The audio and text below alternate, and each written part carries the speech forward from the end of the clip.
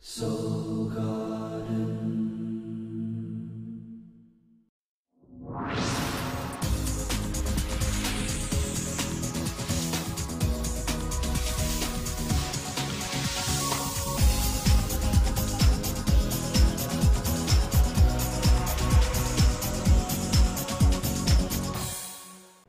Hello Invaders, and welcome back to Soul Horoscopes Weekly Update. From my webcam to yours, I'm Christopher Witecki, your host to the universe. I'm also the host of SoulGarden.me, the most loving space on the internet. We've got a whole staff of innovators here to help you innovate, so when you get stuck, come on down to the garden for a little breath of fresh air.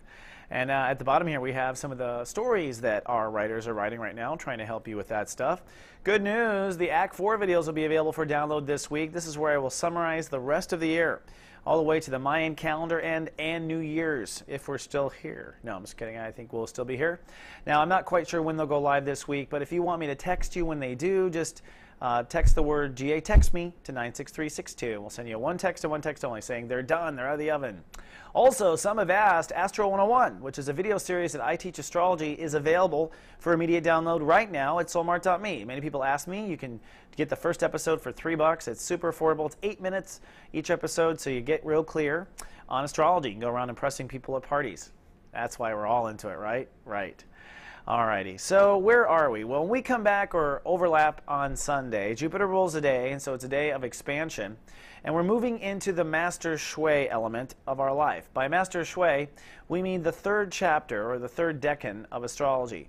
And the third decan is always emotions meet the topic of the month. Now, for you, the topic of the month is your belief structure. I believe. And this is a sticky one. Aquarius has been working on belief structure since the fall of 2009. This might be going back to school 1 or 2 times. This might be declaring what you believe in and what you don't believe in several times. This might be joining and leaving and joining religions, okay? This is all part of where all Aquariuses are.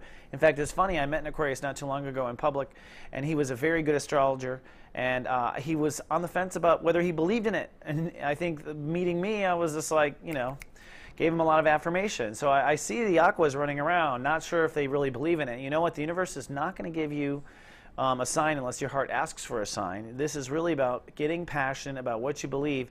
And beyond that is your life purpose. That's what the third chapter is what you're here for, what you're here to do, what is most purposeful and meaningful in life. So this is a very passionate moment, and the one that's going to declare the next issue, which is, of course, your career. So when we come back, sorry, I have a better setup now. When we come back on Sunday in the overlap, Jupiter ruling day means it's time to step into the passion of your beliefs and explore, see how far this goes.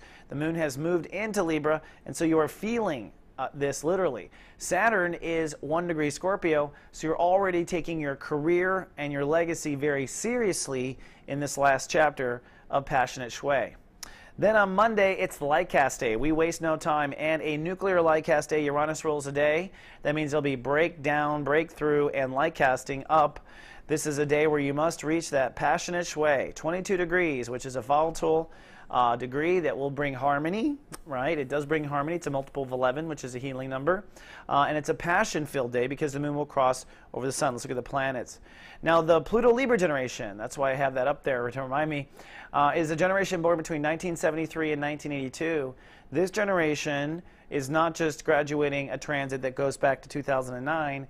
This generation is ending your lifetime karma, or ending your childhood karma, the karma you came on your shoulders.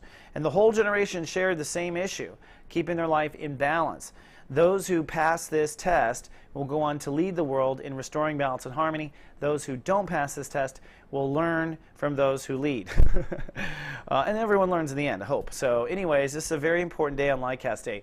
You want to fill your heart with love. You want to take your passion to the Passionate Shui. And you want to buy your own bullshit. You want to go ahead and surrender to what you believe and say, hallelujah, it's great to be alive. There's no one on the planet like me. It's do or die. You want to go absolute for getting behind what you believe. Okay? It's a private thing. It's a private ceremony. You don't have to tell the world that's 5 years away, actually. You don't have to tell the world for 5 years. But you do need to know yourself as of this day. So it's a very passionate Lightcast Day. Pluto Libra generation, pay attention.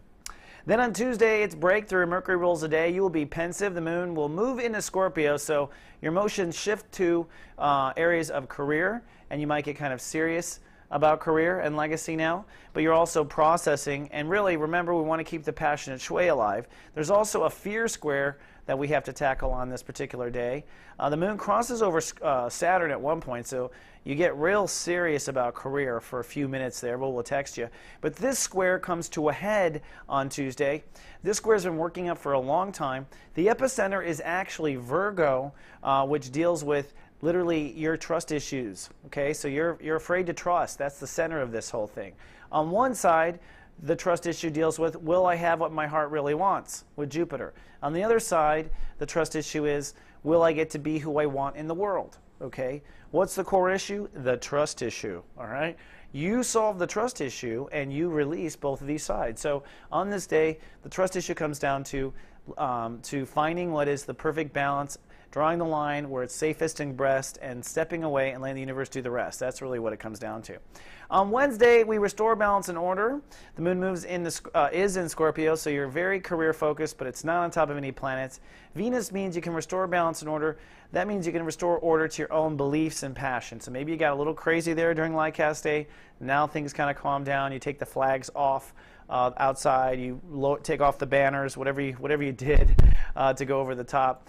As far as the planets are concerned, the moon does cross Mercury, or it did in the last 24 hours, so that meant that you had to get serious and focused intellectually about where career is going too. So that might have been a moment of like having to speak up or send out an email or something kind of funky there, minor drama. Thursday, cloudy but doable, or cloudy but able. That's another way to put it.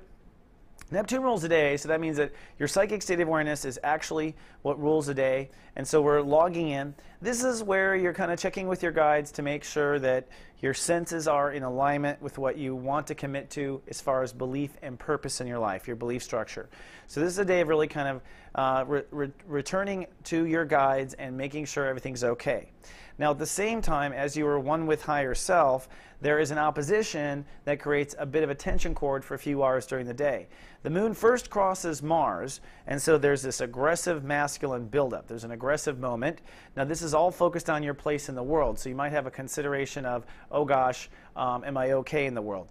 Then the next thing is the moon will oppose Jupiter for a while, which might be a fear of, oh gosh, will my dreams come true if I'm heading this way in the world? This is typical of being in Aquarius' head, by the way.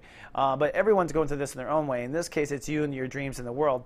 Just realize, really the lesson in the background is your faith and your commitment to your life purpose is what gets you through. There's lots of bumps in the road, but your commitment to your life purpose is what gets you through. So really, Thursday, I think, is a bit of a test. Then on Friday you're feeling much sharper. The moon is well in the Sagittarius, so it's very social. And with Saturn ruling the day, you are sharp and you are ready to take command. So you are once again, I think, recommitted, and that's what the day is calling for you to commit to this philosophy, to this life purpose. So something in this day makes you commit. Maybe you tell someone outside, maybe you say it out loud, and this commitment needs to be kind of put out loud. I do recommend that you orally put it, you post it on Facebook, you tell the world, I commit, I believe in this. Putting it in words is the commitment, especially when it's public, and you'll be kind of feeling that way, I think, on this day. Looking at the planets, the moon is still aggroing your social life, so you might be very social, and Mars itself says that something about this day takes your social life to the next level. So by committing to your life purpose, you feel a shift, a quantum shift in your world out there in the world, so it's kind of cool. On Saturday, there's a chance of some anxiety. It's a cloudy day, it's an introverted day. The moon moves into Capricorn and crosses Pluto, so there's a test of faith. You are basically afraid that the past will happen again. That's the simplest way to put what a test of faith feels like. You're like, oh God, I don't want this again. Well, you better have faith, at the end of the day. At the same time, Mars rules the day, so it's an aggro day, and that means it's a day where you have to put into practice what you actually believe. So it makes total sense. The universe is like, boom, test your faith, and you just committed this week to a life purpose and philosophy. Well, here's your first day of challenge. How's it going? So you have to, what's going to get you out of it is, again, your faith that, hey, I can't prove it, but I just know and believe that this is going to be okay. Now, interestingly enough, this trine also carries some of this faith into a different area. Venus in Virgo, which is the belief, which is boundaries. Remember the boundary issue and the tension cord? It's now progressed to master sway level itself. So when it comes to boundaries, you've reached the intimacy level, okay? And that intimacy feeling of, oh, everything could just go any way, any second, that's the magic and excitement of intimacy. That's also the danger. It's also alchemy, the ability to change your life really fast. So you're feeling that, and that's all pouring into Pluto, which is direct. So it's pouring into the expansion of your inner faith, the expansion of your psychic awareness, the expansion of your spirituality. So, you know, all this leap of faith and everything makes you nervous, but it does make you psychic and more spiritual. Then on Sunday Fun Day, when we overlap once again, we're holding space on this day. Mother Earth rules a day. That means that if you sit still and allow Earth to do her job, your new life purpose starts to become concrete reality, and you begin to draw on through law of attraction what you have focused on for so long. For the Pluto Libra generation, your entire life, and for those of you and for everyone else, the last 3 years. Sunday's a powerful day. A couple of things that have to be pointed out on Sunday. One is that the Sun and Saturn are now conjuncting, so you're starting to already merge and move on the next lesson, which is career legacy. So as you commit to life purpose, career legacy is feeling pulled and sliding. And remember, Saturn 1 degree means take care of only your legacy, only yourself. Very selfish degree. And the other thing is, look at how these two other planets are in master shui mode in this last moment. This is how I love astrology. Mercury at 22 degrees, master shui, the same degree that we had Lyceste in, but in Scorpio. So what this is you knowing in your mind and coming to a settling in your mind of where your career legacy is headed. Even though you're just starting the transit, you know where it's headed with Mercury. Venus at 22 in Virgo is that same nuclear degree, but with boundaries, trust, intimacy. So you're entering into master shui synergy energy here, master shui alchemy. So you can alchemize on the fly, and you can also change your career on the fly. And all of that, I think, is your career and perhaps your boundaries catching up with the new life purpose, which is fused with the career that's about to change. So pretty powerful stuff if you can see yourself. All right, we're at 11 minutes already. All right, Aqua, thank you for logging in. Don't forget, we got free office hours all week long. Let us help you. Also, we've got videos at Soulmart and Act Force coming out, so much to help you break through. Until next week, live, love, be. Having trouble in your love life?